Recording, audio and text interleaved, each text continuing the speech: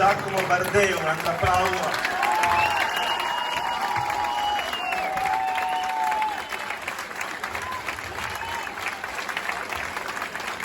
Posso dire a nome di tanti, di tutti qua, che ci ha fatto venire la pelle d'oca. È stato bravissimo, ci ha emozionato, grazie, veramente abbiamo avuto un ottimo preludio di Andrea, però l'applauso è tutto per te.